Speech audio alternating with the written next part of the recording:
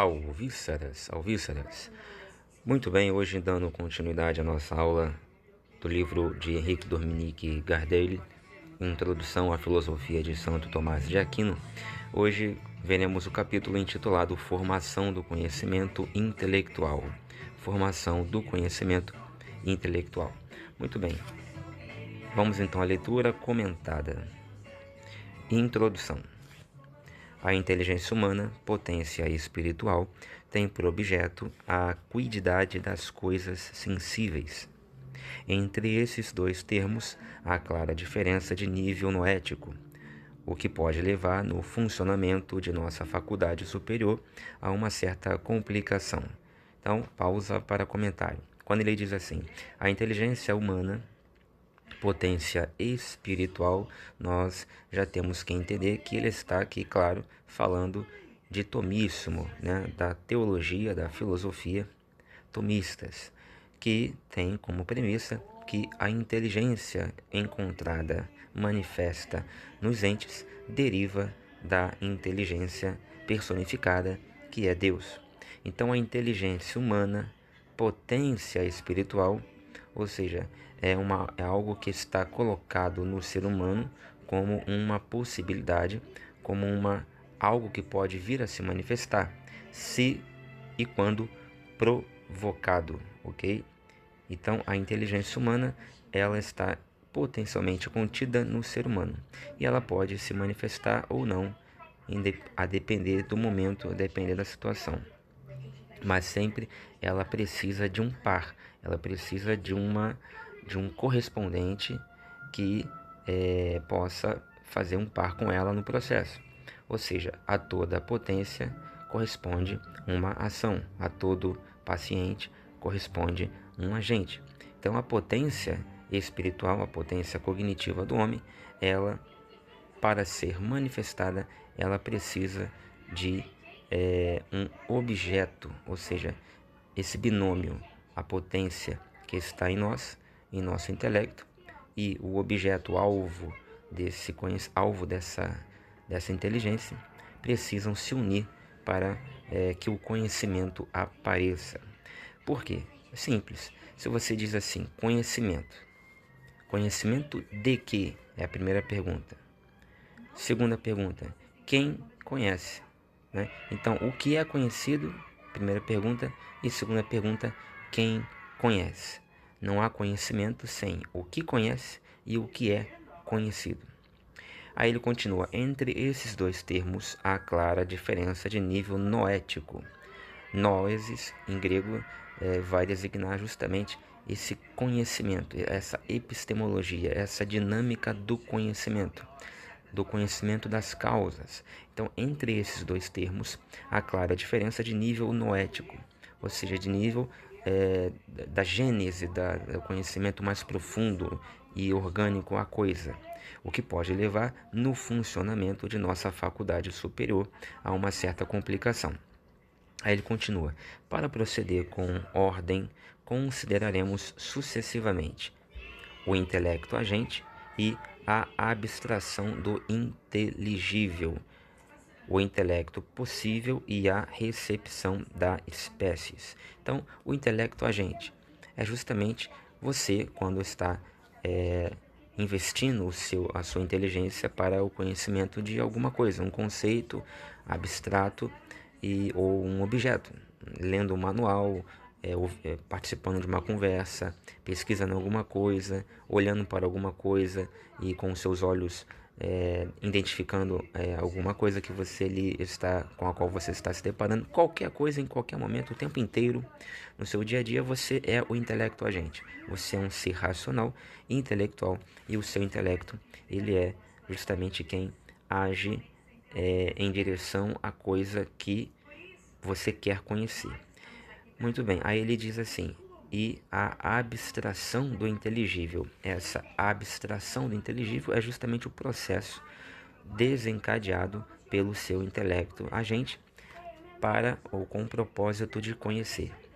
Se chama abstração. Depois ele diz o intelecto possível e a recepção da espécies. Essa espécies é justamente a forma como ela é recebida pelo objeto. O objeto existe, mas esse objeto existente, ele é contemplado, abarcado pelo intelecto agente através de um sinal manifestado por esse objeto, através de uma luz emitida por esse ponto de luz que é o objeto, quando é observado pelo intelecto agente. Então, você pode ter um exemplo muito claro disso quando, por exemplo, você tem uma cor, por exemplo, a parede azul que está atrás de mim. Ela é azul, mas ela é azul porque eu estou olhando para ela e a luz que bate nela reflete e vem para os meus olhos. Não necessariamente ela em si mesma é azul, mas ela tem uma característica que quando a luz bate nela e somente quando a luz incide nela, ela tem como característica absorver todo o espectro de cores e refletir somente essa cor azul que nós vemos quando olhamos para ela. A prova disso é que quando apagamos a luz, ela não reflete mais nada. Se ela fosse azul intrinsecamente, independentemente, quando eu apagasse a luz, eu conseguiria ver ainda assim essa parede na cor azul. E não é o que acontece. Muito bem, vamos seguir. Aí ele continua assim: o intelecto agente e a abstração do inteligível, posição filosófica do problema. O intelecto humano no aristotelismo é originariamente uma pura potência passiva frente aos inteligíveis.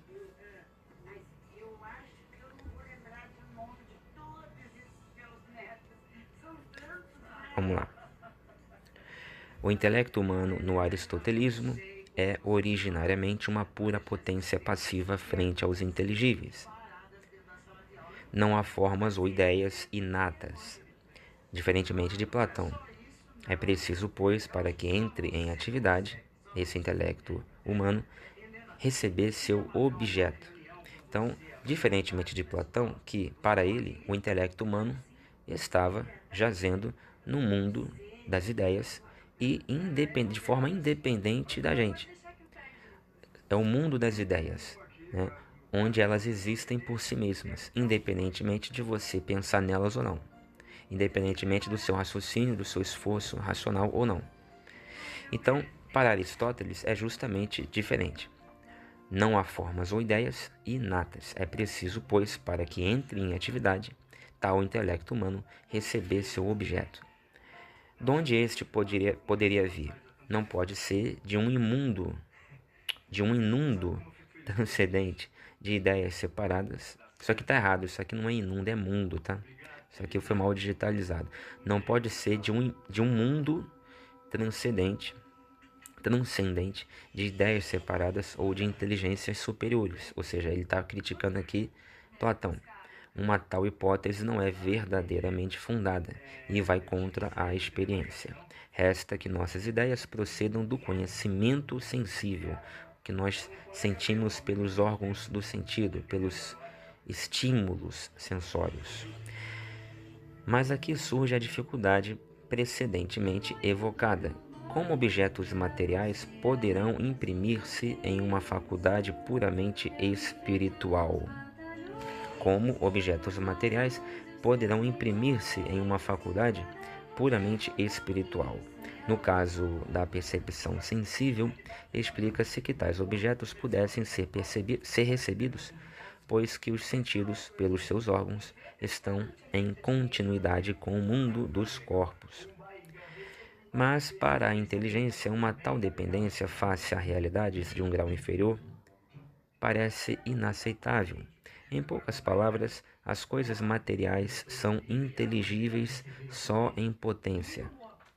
Ora, é-nos necessário chegar a uma inteligência e, portanto, ao inteligível em ato, não apenas em potência.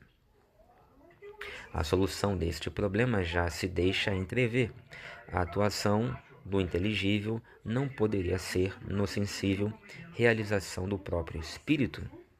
Suponha-se nele uma potência ativa cuja função seria elevar ao nível inteligível o objeto que, no dado sensível, não se encontra no conveniente grau de imaterialidade, e a dificuldade assim se esvai.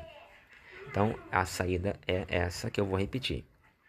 Suponha-se nele, ou seja, no espírito, uma potência ativa cuja função seria elevar ao nível inteligível, ou seja, ao processo de abstração aí, o objeto que no dado sensível não se encontra no conveniente grau de imaterialidade, e a dificuldade, assim, se esvai. Santo Tomás, na Suma, não raciocina diferentemente. Na prima pars, na questão 79, no artigo 3. Aí ele diz assim: não admitindo Aristóteles, ao contrário de Platão, que as formas das realidades materiais possam subsistir sem matéria, e não sendo estas formas, na sua condição material, inteligíveis em ato, segue-se que as naturezas ou as formas das coisas sensíveis, atingidas pela nossa inteligência, não são inteligíveis em ato. Não são inteligíveis em ato. Impõe-se, portanto, que se admita a existência, ao lado da inteligência, de uma certa potência cuja função seja atuar os inteligíveis, torná-los atuais, atualizá-los, abstraindo as espécies de suas condições materiais, ou seja, abstraindo as formas recebidas, né, pelo ente de suas condições materiais. Então, o que vai dizer Santo Tomás? Vamos lá, vamos voltar. O que ele vai dizer? Que Aristóteles, diferentemente de Platão,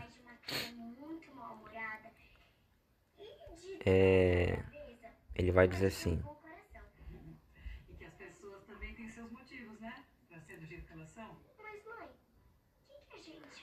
ele vai dizer que as naturezas ou as formas das coisas sensíveis atingidas pela nossa inteligência não são inteligíveis em ato, somente em potência. Então nós não inteligimos as formas das coisas sensíveis em ato. Por quê? Porque elas precisam receber de nosso intelecto agente um impulso que o nosso intelecto agente dispara em relação a essas formas.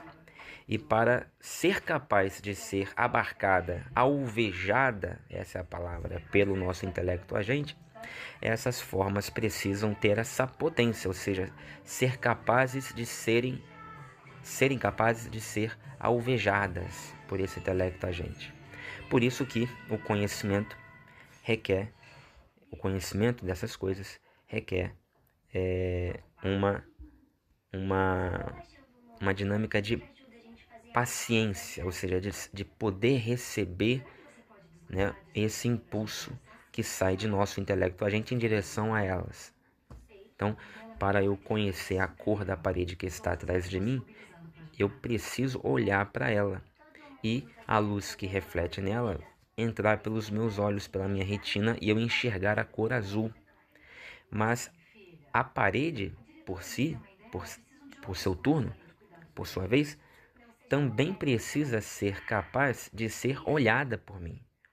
Ela também precisa ter como característica a possibilidade, ou seja, a potência de ser por mim olhada, vista, de ser alvo do meu intelecto agente.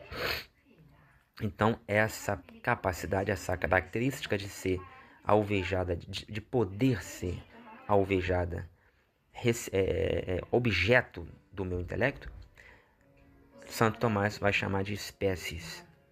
Muito bem. Bom, muito bem, já aprendemos algumas características, alguns nomes, né, alguns termos. Agora vamos ao problema histórico do intelecto agente. Se a posição ideológica do problema do intelecto agente é relativamente simples, sua solução devia complicar-se extremamente. Isto porque os textos de Aristóteles, onde se aure esta doutrina, apresentam ambiguidades que foram assunto de intermináveis controvérsias. Como o Santo Tomás alude a isso continuamente, não podemos deixar de dar uma ideia. é no capítulo 4 do livro 3 do De Anima, da Alma, que Aristóteles aborda a questão da inteligência, que considera antes como uma potência passiva. No capítulo seguinte, sem outra preparação e por simples comparação com o que se passa no mundo físico, põe-se a distinguir dois intelectos na alma. Abro aspas. Visto que na natureza inteira distingue-se primeiro algo que serve de matéria a cada gênero, e em seguida uma outra coisa que é a causa do agente, assim na alma distingue-se de uma parte um intelecto que é análogo à matéria, porque torna-se todos os inteligíveis, e, de outra parte, o intelecto que produz tudo. Fecho aspas. E Aristóteles compara este último intelecto à luz, cuja função é atuar as cores que no objeto são visíveis apenas em potência. Então, esse intelecto que torna todos os inteligíveis, porque torna-se todos esse intelecto, que produz os inteligíveis, Aristóteles vai dizer que é como se fosse a luz que é capaz de atuar as cores, ou seja, tornar as cores antes meras potências, cores em ato, atuais. Portanto, elas foram atuadas, atualizadas. E Aristóteles compara este último intelecto à luz, cuja função é atuar as cores que no objeto são visíveis apenas em potência. Vem a seguir uma enumeração das propriedades deste intelecto ativo. Abro aspas, separado, impassível e sem mistura, estando por essência em ato, fecho aspas. Por fim, em um texto particularmente obscuro, parece afirmar que só o intelecto ativo é imortal e eterno, enquanto o intelecto passivo é corruptível, de modo que depois da morte não poderia subsistir nenhuma lembrança relativa a esta vida. Então, esta passagem de Aristóteles pode ser útil na escatologia quando se quer estudar a questão, se quer responder a questão se após a morte teremos ou não teremos lembrança do que vivemos aqui. Há versículo na Bíblia, no Novo Testamento, que já induz a se acreditar, a se entender que não, que nós após a morte não lembraremos, do que vivemos aqui. Aristóteles talvez dissesse que sim, não lembraremos do que dissemos e vivemos aqui.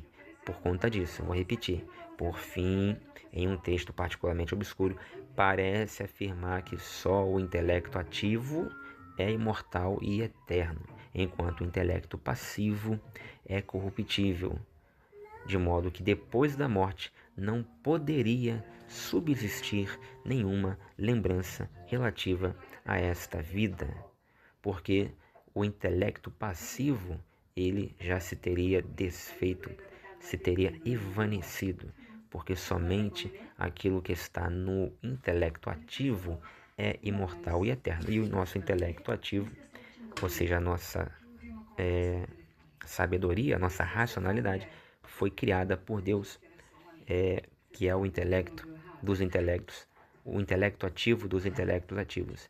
E da mesma maneira que a irracionalidade também foi criada, digamos assim, por Deus. E portanto, se foi colocada, soprada em nós, como nos diz Gênesis, é imortal, é espiritual, é de natureza espiritual e imortal, porque a nossa alma foi criada para a eviternidade. O que é a eviternidade? Diferentemente da eternidade, a eviternidade é algo que tem começo e não tem fim. Já a eternidade não tem começo e não tem fim. Sobretudo, 2 pontos neste texto levariam a controvérsias.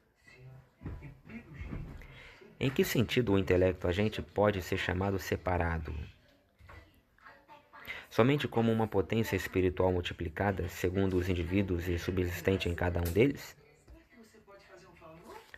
Então, vem a solução, né, de Santo Tomás para responder a isso. Ou então não seria antes como um princípio transcendente e autônomo, único para todos os indivíduos? Seria uma solução mais comum. O que conclui para a imortalidade da alma?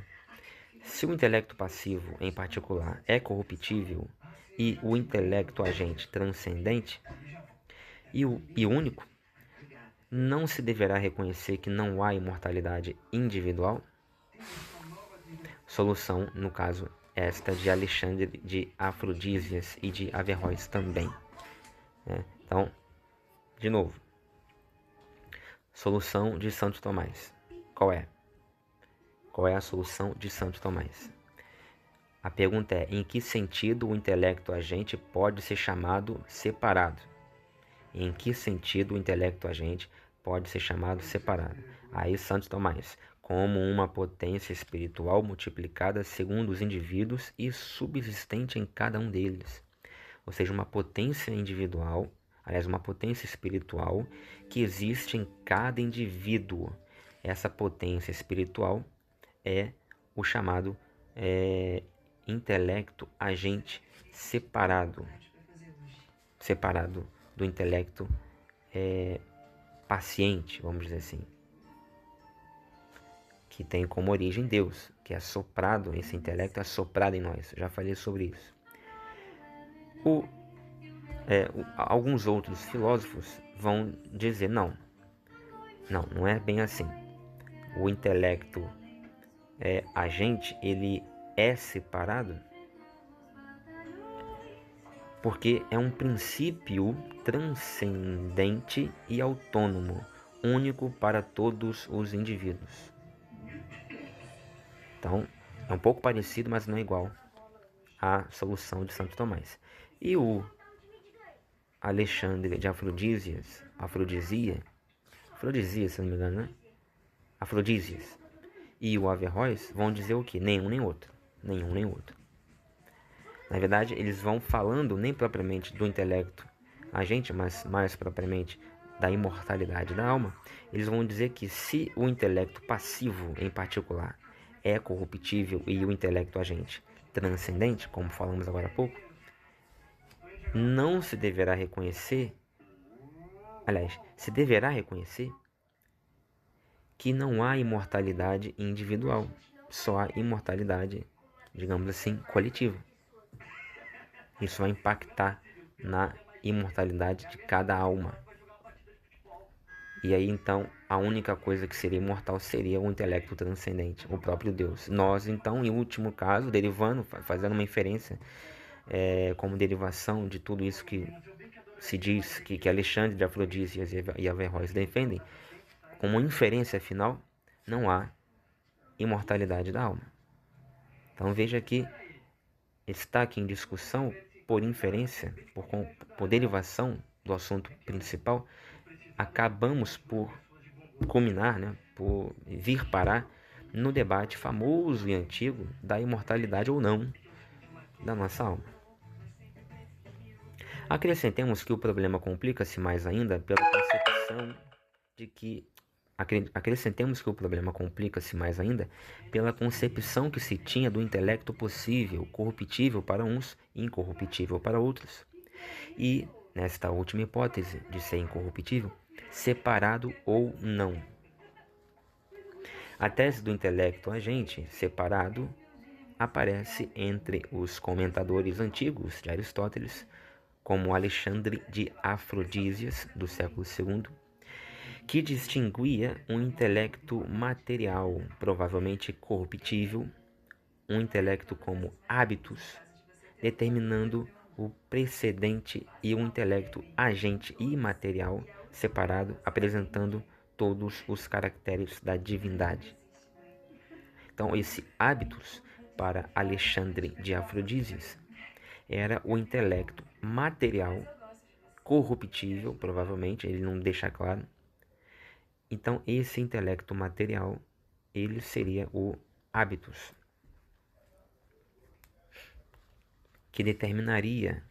que era determinado pelo intelecto imaterial agente, que seria separado e, portanto, apresentaria todos os caracteres da divindade.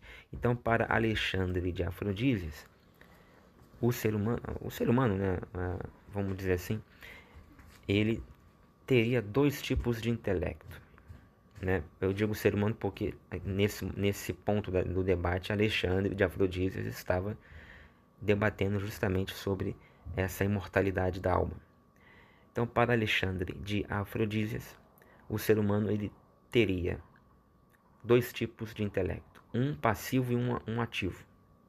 O passivo era chamado de hábitos, era corruptível, era material, era, digamos assim, a nossa mente entendida como racionalidade perecível, ou seja, morreu, acabou, né? Deu um tiro no cérebro, ele para de funcionar, ele para de raciocinar, ele para de fazer conta de matemática e de ouvir o Alan falar no canal Alvíceras.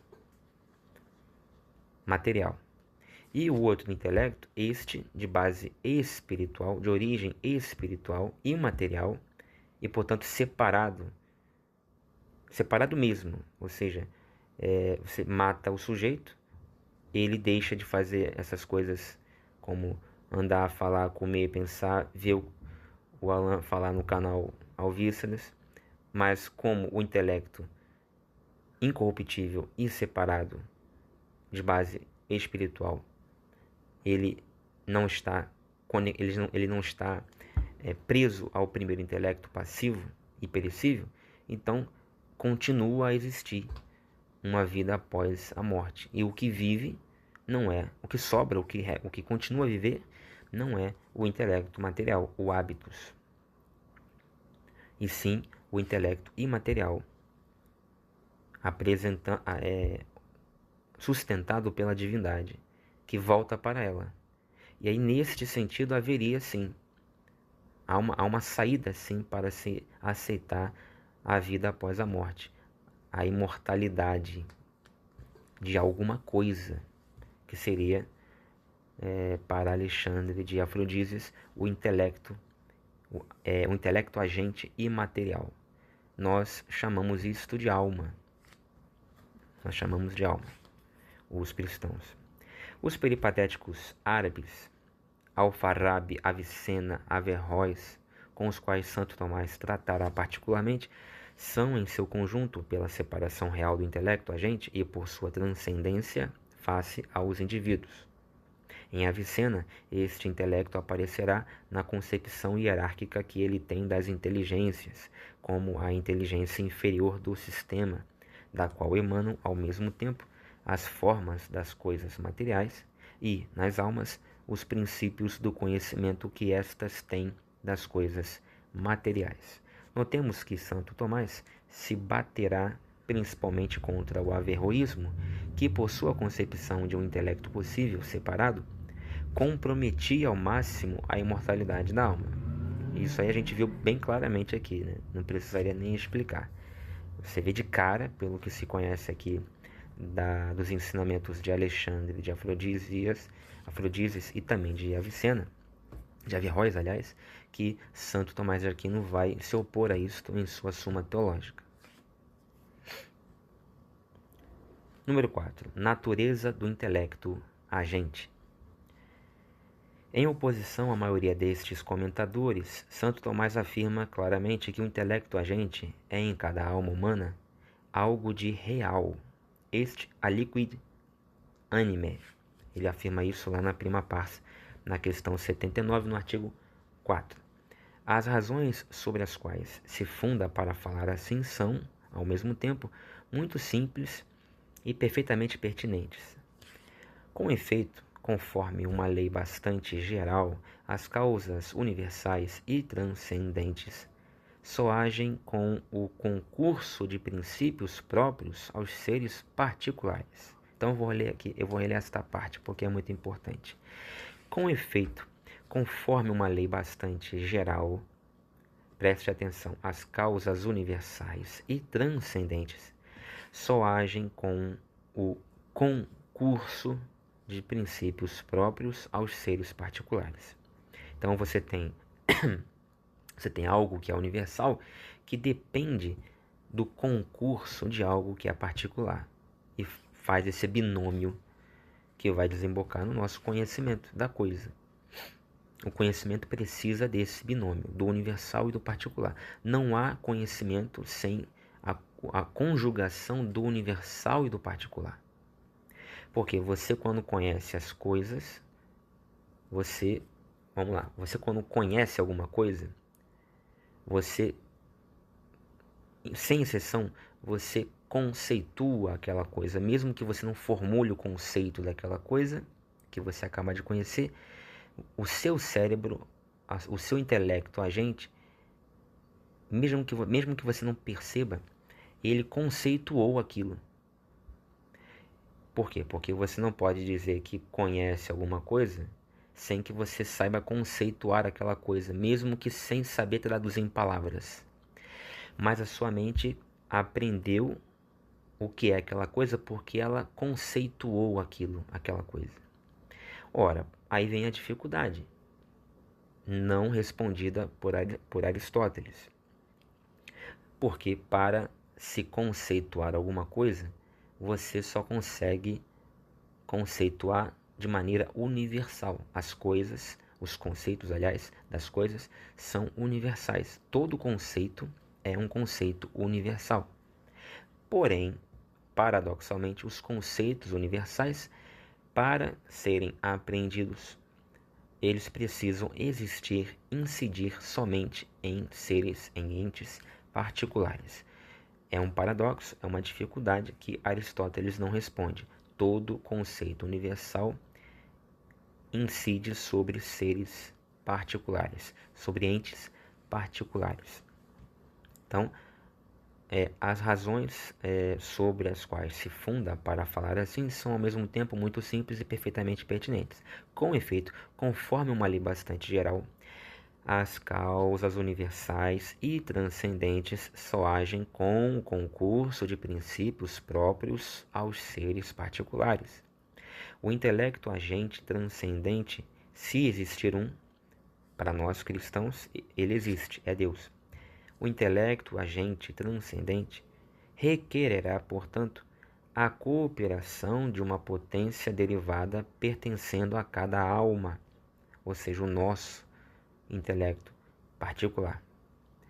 Por outro lado, a esta razão parece decisiva, é claro que somos nós que abstraímos as espécies de onde procede a intelecção, ou seja, nós fazemos a abstração da forma transmitida do objeto para nós. Ou seja, aquela luz que bate na parede e reflete o azul para a gente. Ou seja, espécies. Ora, não se pode dizer que uma ação se relaciona a um sujeito se não procede dele, segundo uma forma que lhe é inerente. Não se pode dizer que uma ação se relacione a um sujeito se não procede dele, segundo uma forma que lhe é inerente. E, aliás, é ainda possível nesta concepção falar de um intelecto agente separado? Sim, mas sob a condição de só se ver neste intelecto Deus criador e iluminador de nossa alma. Então, de novo, é possível nesta concepção falar de um intelecto agente separado? Sim, mas sob a condição de só se ver neste intelecto Deus criador e iluminador de nossa alma. E aqui nós temos até uma base para a doutrina da divina iluminação da Escritura, mas não somente da divina iluminação das Escrituras, mas como de toda a iluminação que está no homem, que nós chamamos de racionalidade, por isso um animal racional, e que deriva, ou tem como condição, vai dizer Gardel, o próprio Deus, Criador e Iluminador. Ele é a fonte da nossa racionalidade. Quanto ao verdadeiro intelecto agente, este permanece na alma, da qual é uma potência particular, distinta realmente do intelecto considerado em sua função receptora, ou do intelecto passivo. Então, vou repetir. Quanto ao verdadeiro intelecto agente, onde está o intelecto agente? Este permanece na alma, da qual é uma potência particular. O intelecto agente tem como fonte Deus, mas ele foi colocado, soprado por Deus na nossa alma, lá ele está, neste momento, como uma potência particular. Por quê? Porque precisa ser atualizado, colocado em prática. Potência particular distinta realmente do intelecto considerado em sua função receptora, ou do intelecto passivo. Um ponto reclama precisão. Em que sentido deve-se dizer que o intelecto agente é uma potência sempre em ato? Paradoxal, não? Potência sempre em ato. Em que sentido deve-se dizer que o intelecto agente é uma potência sempre em ato? Não se vê bem, com efeito, numa primeira consideração, como em uma mesma inteligência possa existir, ao mesmo tempo, face aos inteligíveis, uma faculdade em potência e uma faculdade em ato. Aí, quem vai responder? Santo Tomás. Ele vai responder no De Anima e também na primeira parte da Suma Teológica, fazendo observar que a passividade de uma destas faculdades e a atualidade da outra não devem ser consideradas em uma mesma linha. O intelecto passivo está em potência face às determinações dos seres exteriores a conhecer. O intelecto passivo está em potência face às determinações dos seres exteriores a conhecer. Ou seja, quando eu olho para a parede azul que está atrás de mim, o meu intelecto passivo, no momento em que eu olho, ele está em potência frente, ou seja, face à luz que deriva, que é refletida da parede e que entra pela minha retina. Então, ele está aguardando, esperando a luz bater na parede e voltar para mim. E eu a percebo como azul. Então, o intelecto passivo está em potência face às determinações dos seres exteriores a conhecer. O intelecto agente, por sua vez, é dito estar em ato, enquanto é imaterial e, portanto, apto a tornar imaterial o objeto que era inteligível só em potência. Então, a cor azul da parede, ela só é inteligível ela só é inteligível em potência. Em potência. Por que em potência? Porque eu posso inclusive apagar as luzes e não ver mais a parede. Não vejo nem parede, nem azul, não vejo nada. Então ela está ali e tem como potência, como característica, ser olhada por mim.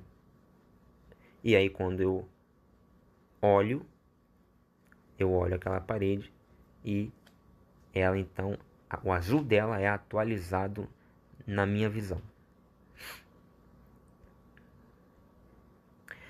Fase preparatória sensível da abstração. Fase preparatória sensível da abstração. Santo Tomás designa habitualmente pela expressão fantasmata o elemento de conhecimento sensível a partir do qual a intelecção se processa. Fantasmata, então, uma explicação prévia. Fantasma, em grego, é justamente essa coisa que é vista, né? Inclusive nós, em português, chamamos de fantasma a uma visão que alguém tem, geralmente irreal, sobrenatural, mas irreal. Ou seja, no próprio grego, fantasma significa isso: visão, imagem, espectro, né? Então, um fantasma no filme de terror que a gente vê, né? Fulano viu um fantasma, ou seja, teve uma visão de algo que não aconteceu, algo sobrenatural. Uma ilusão também, uma palavra que pode ser atribuída ao fantasma. Mas no dicionário, no vocabulário de filosofia de Regis de Olivet, fantasma é uma visão, é uma imagem. Lembra até aquele refrigerante, né? Fanta. Numa reunião em que os executivos da Coca-Cola, os empregados da Coca-Cola na Alemanha, fizeram para escolherem o nome de um novo refrigerante. Eles então receberam a incumbência de usarem a sua fantasia em alemão, que deriva do latim, é alemão, mas deriva do latim, que deriva do grego. E em alemão, fantasia significa imaginação.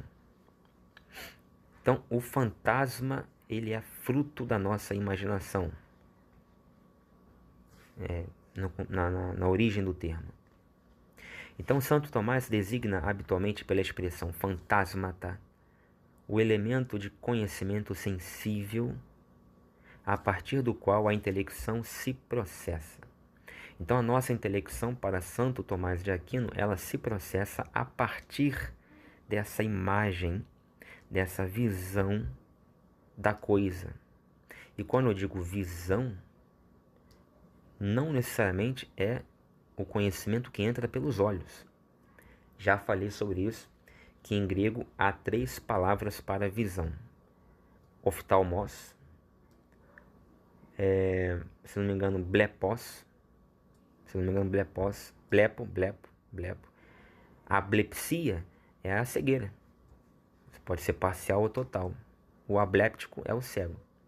Então, oftalmos, blepo, e o outro, se eu não me engano, agora me fugiu, não sei se é, agora me fugiu, não vou lembrar, mas são 3 palavras, depois eu lembro. E o fantasma é a visão que se tem, mas é uma visão que é vista não pelos olhos, não pela visão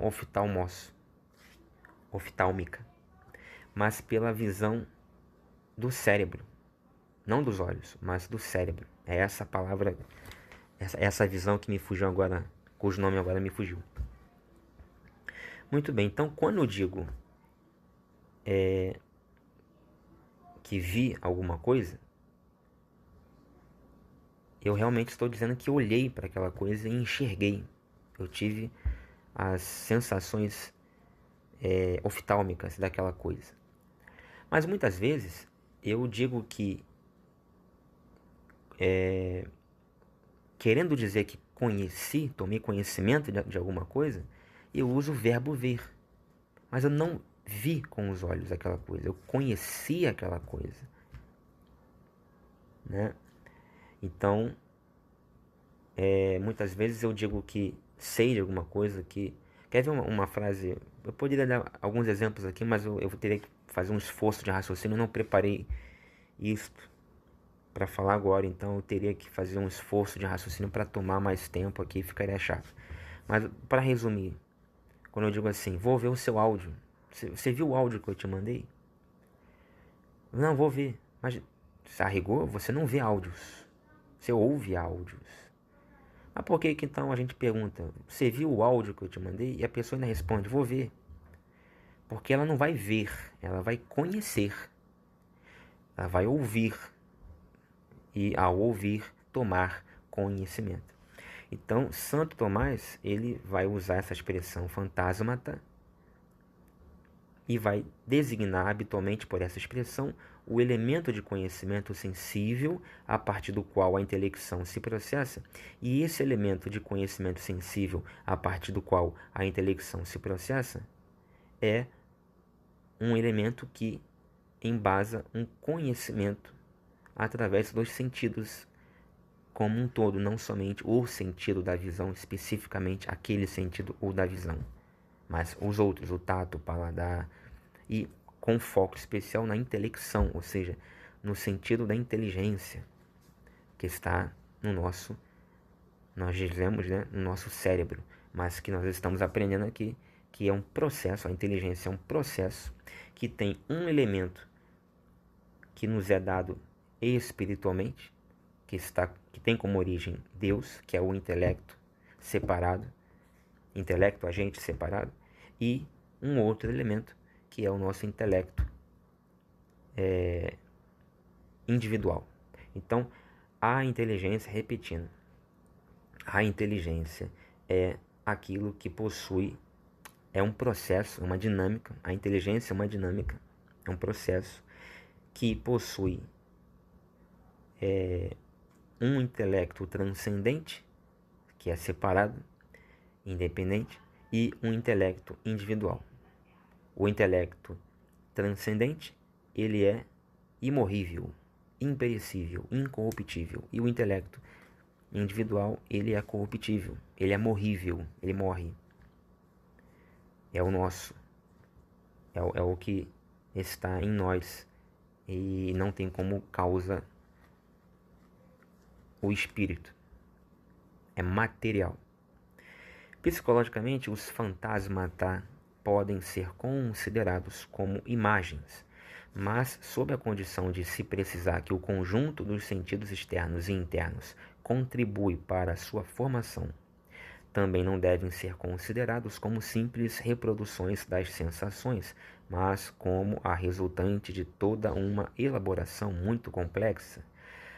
Na metafísica e também nos analíticos, Santo Tomás parece reconhecer que antes da intelecção devem se formar no nível do conhecimento sensível esquemas tendo já um certo caráter de generalidade, os quais constituem uma espécie de intermediário entre o singular, diretamente percebido pelos sentidos, e o verdadeiro universal, que só a inteligência atingirá. As simplificações das fórmulas, muitas vezes empregadas no tomismo para explicar o conhecimento, não devem fazer-nos perder de vista toda a complexidade da atividade concreta do espírito, de modo algum ignorada por esta filosofia. Então, Santo Tomás vai dizer que, no processo de conhecimento, nós que temos limitações humanas, nós não somos Deus, nós conhecemos as coisas, a verdade que nelas jaz, através de fantasmas, ou seja, através das visões que, num processo que eu acabei de descrever, nosso intelecto, a gente executa em relação aos objetos. Do ponto de vista objetivo, disse que os fantasmatas são inteligíveis em potência, ou contêm em potência o inteligível. Não se deveria isto ao fato de que a forma do objeto exterior que eles representam não se encontra neles de modo determinado? De modo algum. Os fantasmatas contêm atualmente a essência da coisa que devem fazer conhecer, pois, sem isso, não se vê como poderiam transmiti-la à inteligência. Mas são ditos em potência em relação ao ser inteligível ou intencional, que esta essência deverá revestir para ser efetivamente conhecida. Vou reler aqui. Ficou um pouquinho confuso. Vamos lá, de novo. Os fantasmatas contêm atualmente a essência da coisa que devem fazer conhecer, pois sem isso não se vê como poderiam transmiti-la à inteligência. Mas são ditos em potência em relação ao ser inteligível ou intencional que esta essência deverá revestir para ser efetivamente conhecida. A atuação do inteligível de que deveremos falar concerne, portanto, não a determinação formal do objeto, que vem do exterior, mas a seu ser objetivo ou de representação no espírito. Então, a atuação do inteligível concerne não a determinação formal do objeto, mas ao seu ser objetivo representado no espírito, através dos fantasmata. Ou seja, o conhecimento, mais uma vez colocado como um processo que precisa do agente que conhece e do objeto que é conhecido. Cada um emite seus sinais, né? O objeto emite sinais para que o agente que conhece, ao investir o seu intelecto em direção ao objeto a ser conhecido, apreenda esses sinais. Mas ele só pode apreender esses sinais porque o objeto antes os emitiu. Então veja que é um binômio, é um processo que depende desse binômio. Número 6. A ação do intelecto agente. A ação do intelecto agente. Como compreender esta ação pela qual o intelecto agente vai tornar inteligível em ato o inteligível em potência das imagens e permitir assim a recepção da semelhança espiritual do objeto? Diversas analogias, tradicionalmente usadas, podem ajudar nesta explicação. A analogia da luz é a comparação empregada por Aristóteles, assim como as cores, objeto da vista, tornam-se visíveis só graças à iluminação devida à luz. Assim, o inteligível contido em potência nas imagens torna-se atual se for semelhantemente iluminado pelo intelecto agente. Esta comparação põe, infelizmente, em evidência a necessidade de um princípio ativo diferente do objeto para tornar possível a intelecção. Sugere ainda certos caracteres da atividade deste princípio. A não coloração da luz evoca a ausência de determinação formal do intelecto agente. Sua espiritualidade relativa, a espiritualidade efetiva da atividade desta faculdade. Por outro lado, com esta analogia não se vê bem como o intelecto possível será atuado e, além disso, é-se orientado para a concepção falsa de um inteligível existindo em face da inteligência como um objeto a contemplar, quando, na realidade, só se pode falar em inteligível em ato na própria faculdade receptora. No aristotelismo, a atividade do intelecto agente é também frequentemente designada pelo termo abstração. Diz-se que esta faculdade abstrai o objeto inteligível ou a espécies dos fantasmata, ou ainda que despoja a espécies das condições da matéria que a singularizam. Aqui é o resultado da atividade do intelecto agente que é colocado em evidência, devendo-se evidentemente tomar em sentido metafórico as expressões de abstração ou de despojamento. Como a precedente, esta analogia tem um inconveniente de não salientar o aspecto de informação do intelecto passivo, aspecto este implicado nesta operação. O objeto inteligível aparece sempre como uma coisa inerte colocada em face da faculdade, quando efetivamente age sobre ela.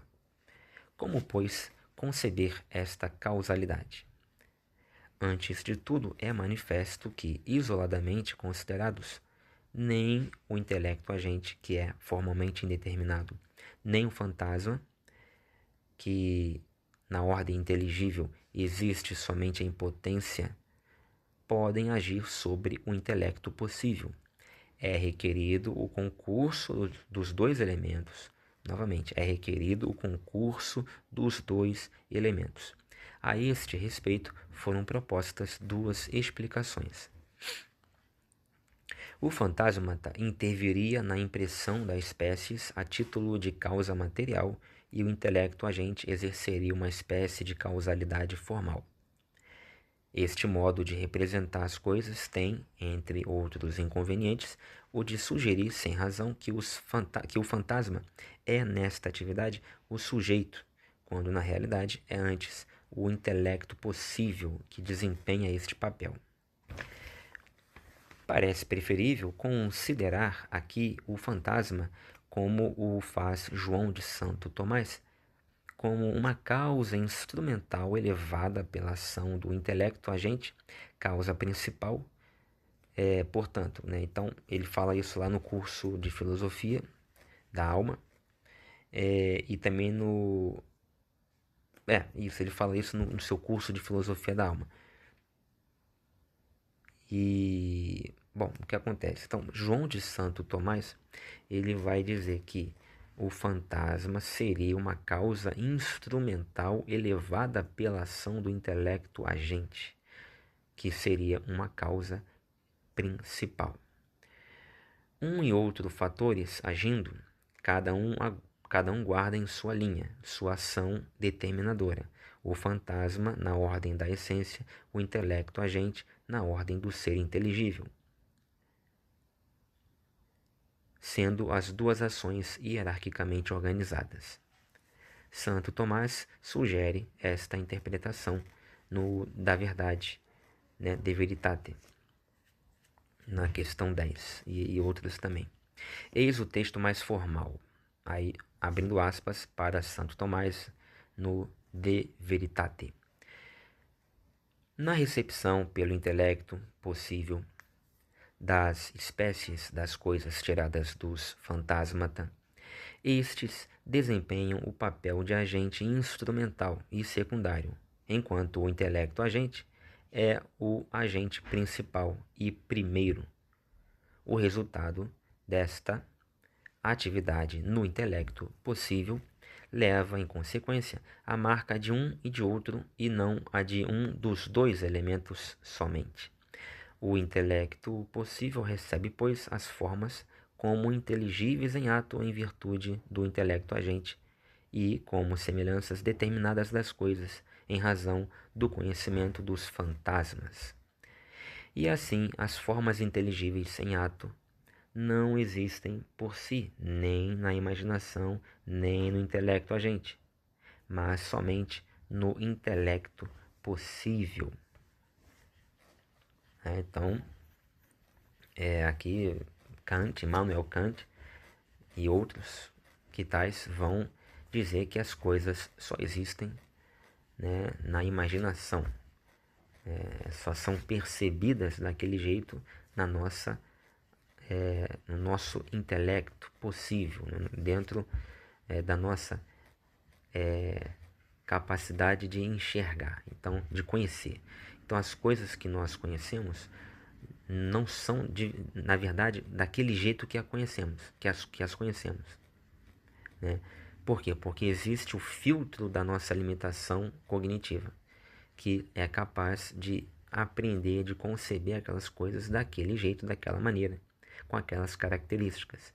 Mas não quer dizer que elas são assim como as percebemos.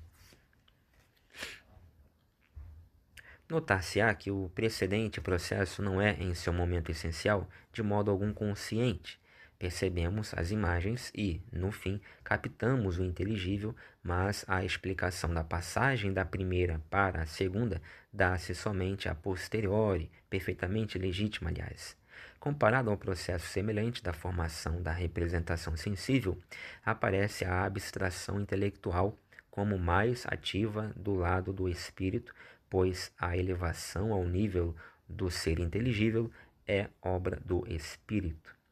Nos dois casos, todavia, a determinação formal do objeto percebido resulta da ação da coisa exterior. Vamos então para o número 7, o intelecto possível e a recepção das espécies. Estritamente falando, o intelecto agente não é uma potência de conhecimento. Esta função pertence ao intelecto possível ou passivo.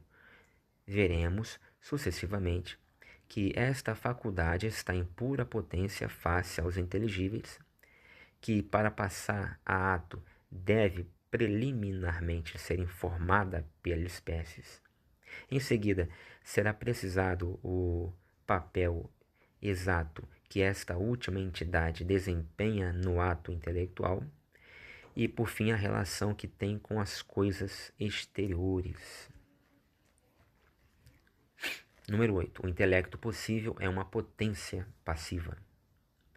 Esta afirmação da passividade de nossas potências de conhecer dirige toda a psicologia aristotélica. Devemos aqui, com o Santo Tomás, precisar seu exato significado. Ele faz isto na primeira parte, na questão 79, no artigo 2. Antes de tudo, e já gostei aqui dessa expressão, antes de tudo. Geralmente as pessoas usam antes de mais nada. Se está antes de mais nada, então é a última coisa, né? Se é a última coisa, não está antes de nada, né? Então é preciso dizer antes de mais nada, em último lugar, por último, né? Então, mas na verdade, as pessoas que usam a expressão antes de mais nada, elas querem dizer antes de qualquer coisa, antes de tudo, antes da próxima coisa, né? Mas já gostei aqui, ele usou a expressão, o Gardel, antes de tudo.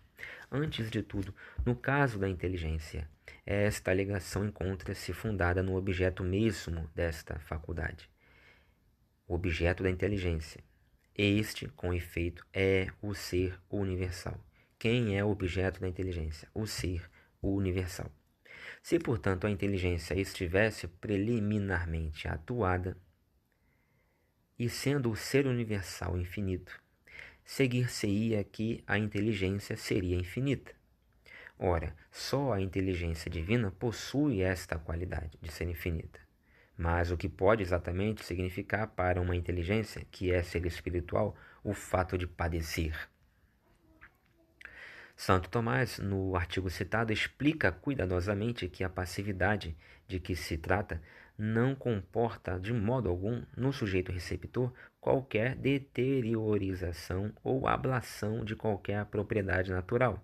Padecer, no caso presente, significa somente a simples passagem sob a ação do agente da potência ao ato, ou o fato de o sujeito adquirir o ato com relação ao qual estava em potência.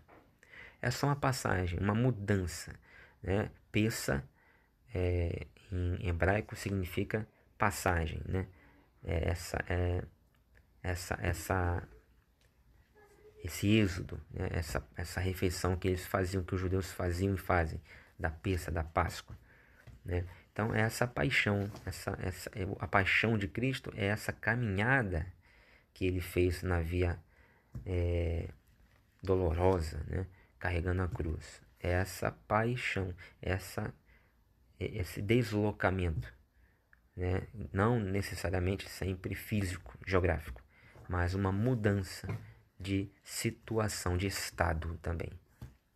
A paixão de Cristo, ela é uma mudança geográfica, porque ele caminha de um ponto a outro segurando a cruz, e é uma mudança também de estado, porque ele começa no início da sua caminhada como o maior pecador e termina, glória a Deus, a sua caminhada como Deus exaltado, e que ele é no final do processo. Ele é crucificado, mas depois ele é exaltado, ele vence a morte. Então ele começa como o pior dos pecadores e termina como o grande e vencedor Deus, Messias vencedor, né? Tudo isso em linguagem simbólica e metafórica, evidentemente.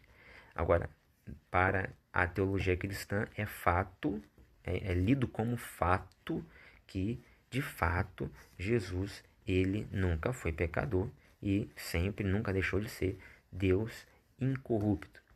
Mas a linguagem simbólica, a leitura simbológica que se faz é essa. Jesus, ele começa a sua caminhada como pecador e termina como Messias vencedor. Por isso houve uma paixão, não só porque ele sofreu, também tem um sentido de sofrer. Estou apaixonado, ou seja, estou sofrendo, meu coração está angustiado, sofrendo por desejar alguém, né? E estou apaixonado por esse alguém. Mas também significa essa mudança. A paixão também é uma mudança de um estado para outro, de um lugar para outro, e assim por diante. Se, portanto, a inteligência estivesse preliminarmente atuada e sendo o ser universal infinito, seguir-se-ia que a inteligência seria infinita. Ora, só a inteligência divina possui esta qualidade. Mas o que pode exatamente significar para uma inteligência que é ser espiritual o fato de padecer? Santo Tomás, no artigo citado, explica cuidadosamente que a passividade de que se trata não comporta de modo algum no sujeito receptor qualquer deteriorização ou ablação de qualquer propriedade natural. Padecer, no caso presente, significa somente a simples passagem, sob a ação do agente, da potência ao ato, ou o fato de o sujeito adquirir o ato com relação ao qual estava em potência, ou seja, passar da potência ao ato. Entendida neste sentido, uma paixão é um aperfeiçoamento, porque algo que estava em potência e se atualiza, se aperfeiçoou, atingiu a meta. O que é a meta, senão o ato que a potência espera? Né? Então, exatamente isso. Então, a paixão é um aperfeiçoamento. Em linguagem analógica, esse aperfeiçoamento acontece com vários personagens bíblicos, mas eles sofrem e o sofrimento os aperfeiçoa. A paixão é um aperfeiçoamento. Você vê, quer ver, para não ficar só em Jesus, o próprio Jó é aperfeiçoado. Você vê isso no capítulo 42, após a sua paixão. Jesus, antes de iniciar o seu ministério, ele é burilado, a sua moral e o seu espiritual são burilados no deserto, numa paixão, num aperfeiçoamento. 9. Recepção da espécies. Consideraremos agora a atuação do intelecto passivo. Esta é dividida a atuação conjugada do intelecto agente, causa principal, e do fantasma, causa instrumental. Esta ação tem por efeito, antes de tudo, modificar como ser o sujeito inteligente, determinando nele, a título de acidente, uma espécie. Então, modificar como ser o sujeito inteligente, determinando nele, a título de acidente, uma espécie. Conjuntamente se produz uma segunda informação que atua a inteligência como potência intencional. Pode-se produzir neste caso somente o ato de conhecimento propriamente dito. Esta segunda informação, notemos, pode seguir ou não a informação entitativa, apresentando-se a segunda destas alternativas quando a inteligência cessa de pensar um objeto. Este, então, não está mais inteligivelmente presente. Permanece, contudo, na potência a título entitativo ou como hábitos. Aliás, novamente, a partir desta presença entitativa, a inteligência poderá passar, graças a uma nova informação intencional, a um novo ato de conhecimento. Assim se explicam as passagens sucessivas da ideia não pensada à ideia atualmente apreendida, isto é, o fenômeno da memória intelectual. Então, vimos aqui o conceito, né, da memória. Como funciona a nossa memória? Acabamos de narrar. Veja. Olha, a reprodutibilidade da coisa é a memória. Veja, vou reler aqui Gardel. Esta segunda informação, notemos, pode seguir ou não a informação entitativa, apresentando-se a segunda destas alternativas quando a inteligência cessa de pensar um objeto. Então, informação entitativa, ok? Beleza. Este, então, objeto, então, não está mais inteligivelmente presente. Então, quando pensa numa situação em que o objeto não está mais inteligivelmente presente. tá? Ele não se faz presente para você, ou seja, no seu pensamento ele não está. Por exemplo, agora você está pensando alguma coisa. Você está pensando em alguma coisa, mas certamente há alguma coisa na qual você não está pensando, obviamente. Óbvio. Pois é, esta coisa que você não sabe o que é, que você não está pensando, este objeto, se eu de repente falo alguma coisa ou mostro alguma coisa para você, você pode, de repente, esse objeto pode de repente vir à sua mente.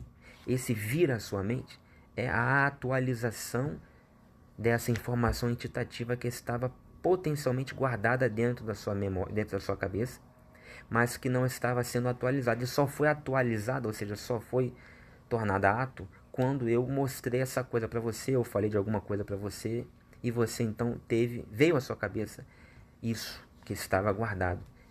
Esse é o processo da memória. Este então não está mais inteligivelmente presente. Permanece, contudo, na potência a título entitativo ou como hábitos. Aliás, novamente, a partir desta presença entitativa, a inteligência poderá passar, graças a uma nova informação intencional, que aí, quando eu acabei de falar aqui, né? Quando eu mostro para você uma imagem ou falo alguma coisa para você sobre aquele objeto que estava escondido no seu pensamento, ou seja, essa nova informação intencional. Aliás, novamente, a partir dessa presença entitativa, a inteligência poderá passar, graças a uma nova informação intencional, a um novo ato de conhecimento. O que quer dizer isso? Que rememorar é sempre um novo ato de conhecimento.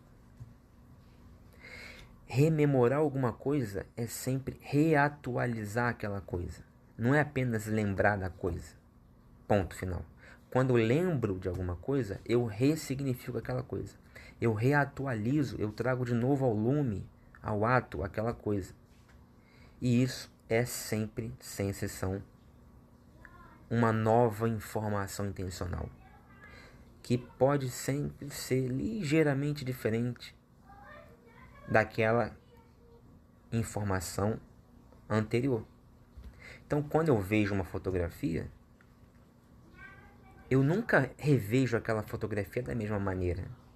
Sempre eu revejo aquela imagem de uma maneira diferente. E aquela informação entitativa sempre se atualiza em mim de maneira diferente. Então, quando eu lembro de alguma coisa que eu estudei, de um livro que eu li, de alguma coisa que alguém falou, eu sempre concebo aquilo, reconcebo aquilo de uma maneira diferente, ligeiramente diferente. Por isso é que a palavra de Deus precisava ser transmitida por escrito. Chegou um ponto em que não se podia mais apenas falar. Ou seja, o querigma apostólico, ou seja, a pregação oral do Evangelho, precisava ser escrito. E então surgiu o cânon, a escritura que nós conhecemos hoje, a Bíblia Sagrada.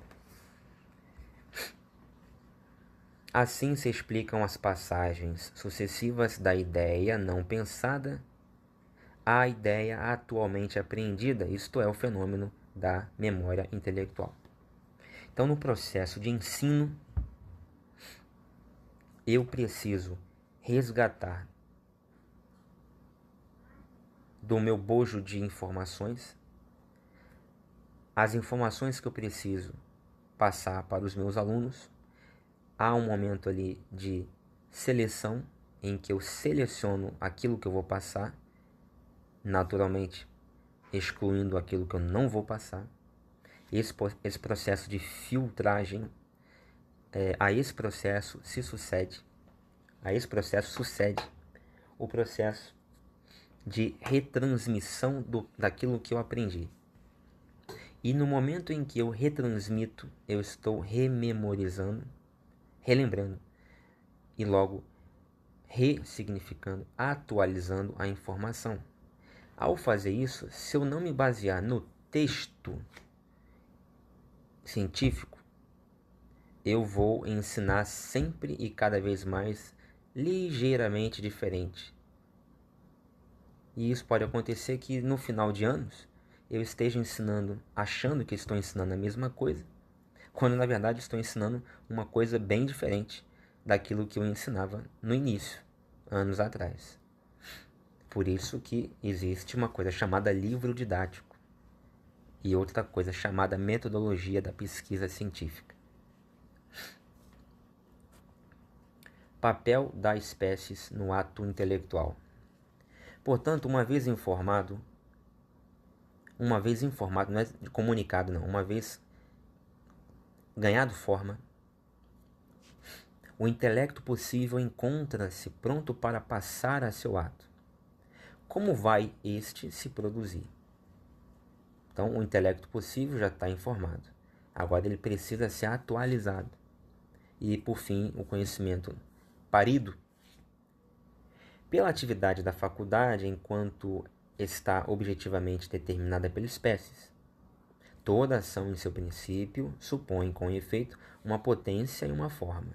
A potência já está dada e a forma outra coisa não é que a espécie recebida.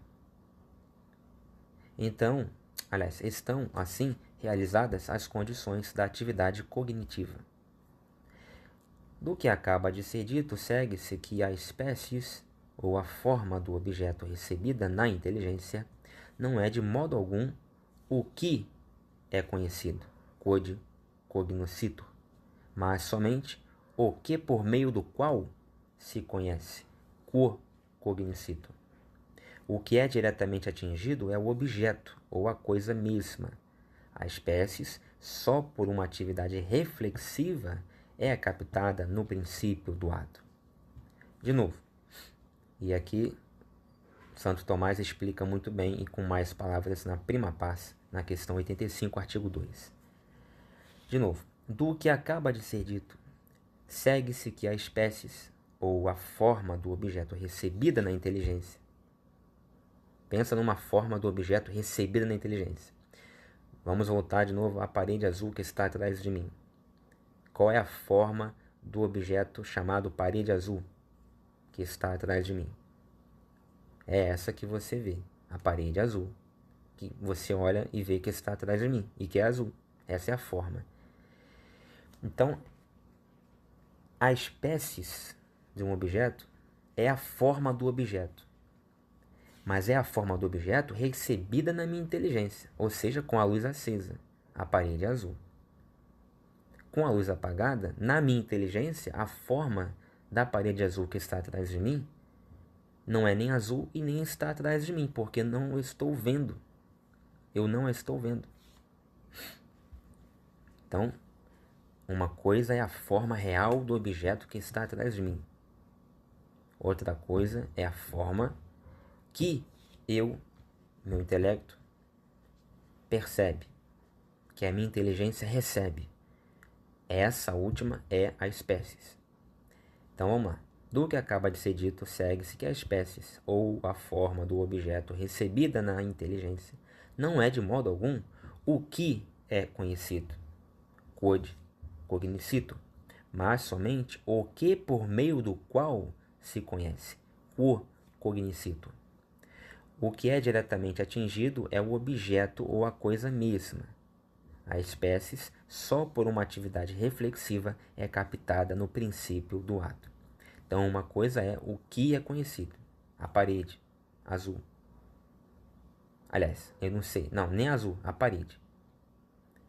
Aliás, com a luz apagada, eu nem sei se é a parede. Né? Talvez eu nem pudesse chamar isso de parede. Não estou vendo. Agora, vamos lá. Esse objeto que, quando a luz está acesa, eu chamo de parede azul que está atrás de mim, esse objeto só passa a ser azul e ter como característica estar atrás de mim quando eu consigo receber essas características na minha inteligência. Ou seja, esse objeto, ele na verdade não é o que. Ele é o que por meio do qual eu conheço. O que ele é diferente do que ele é por o que ele é diferente do que ele é através de alguma coisa. Ou seja, é um conhecimento mediado.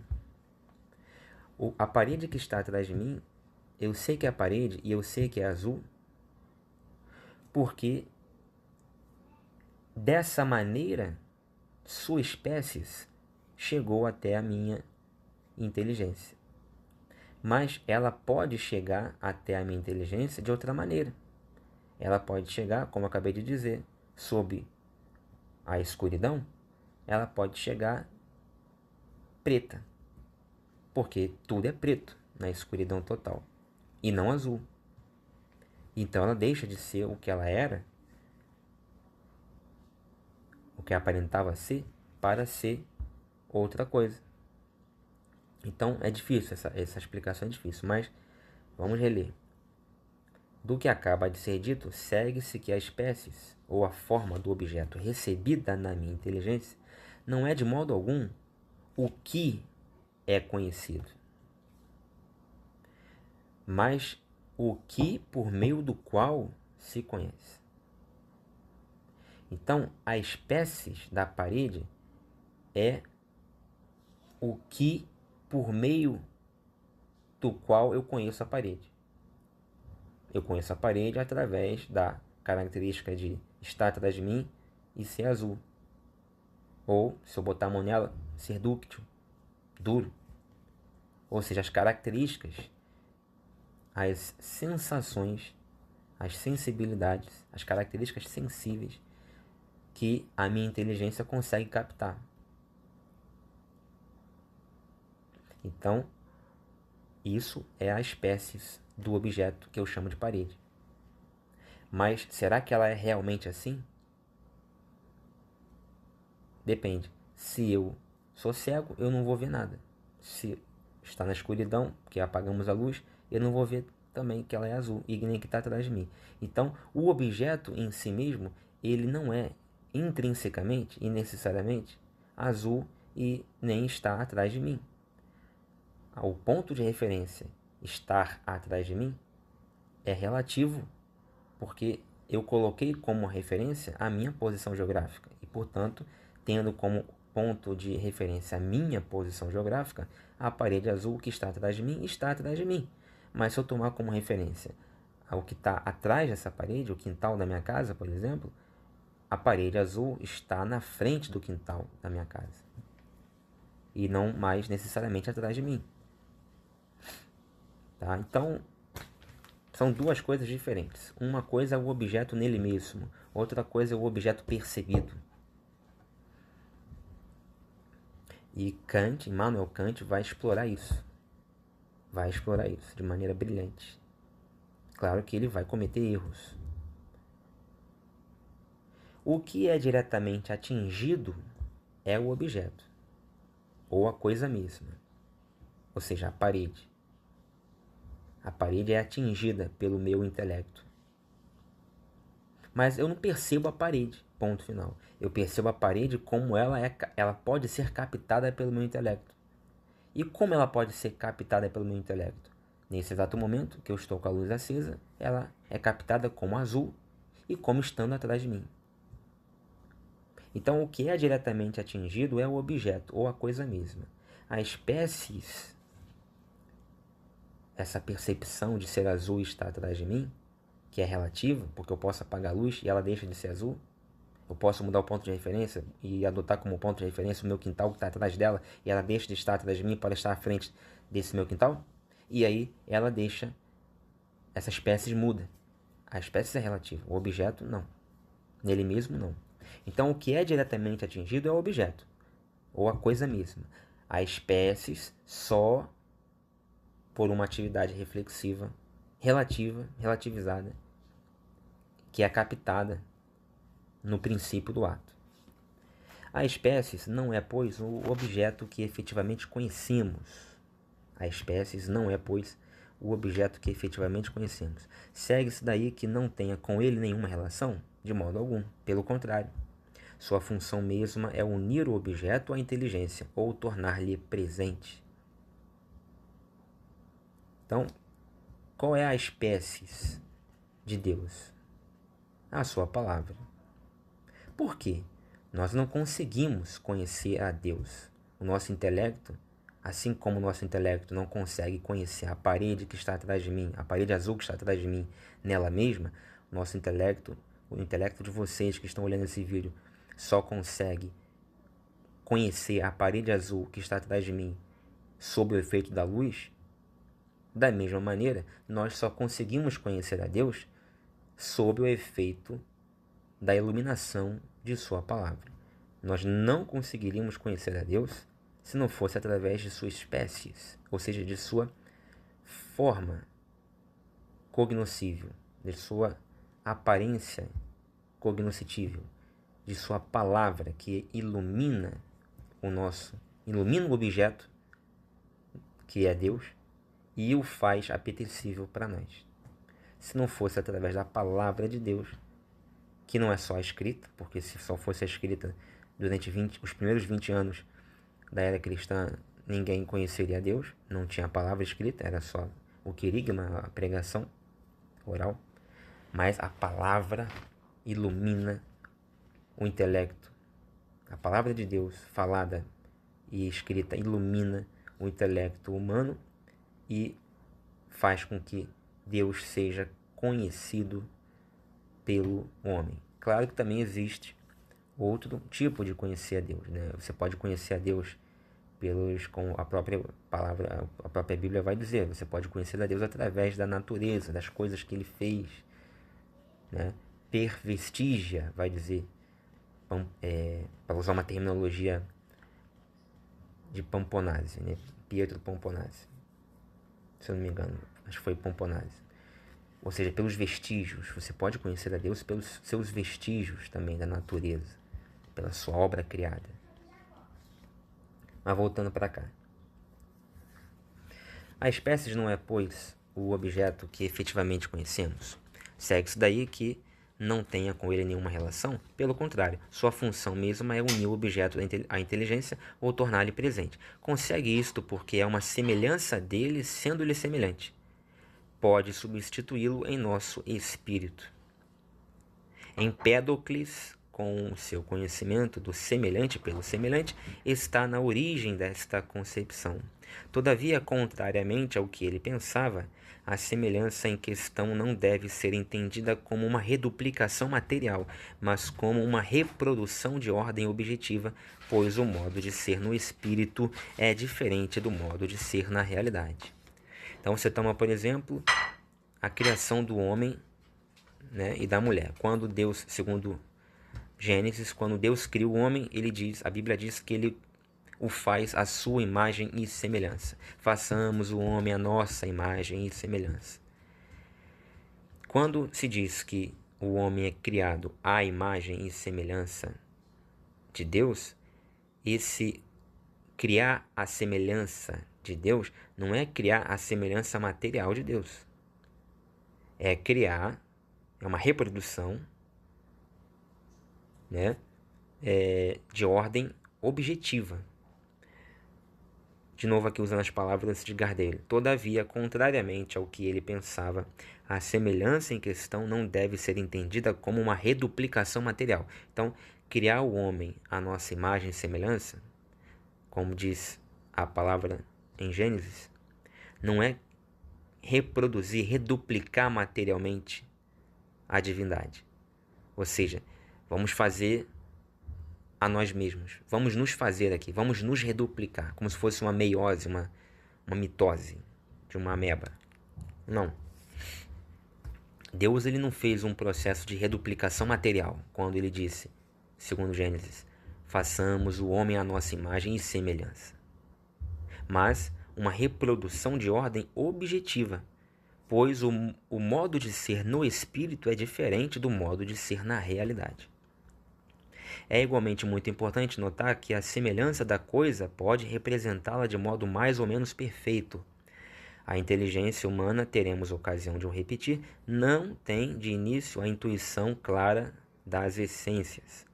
Inicialmente, as apreendemos só de modo confuso e através de conceitos completamente gerais.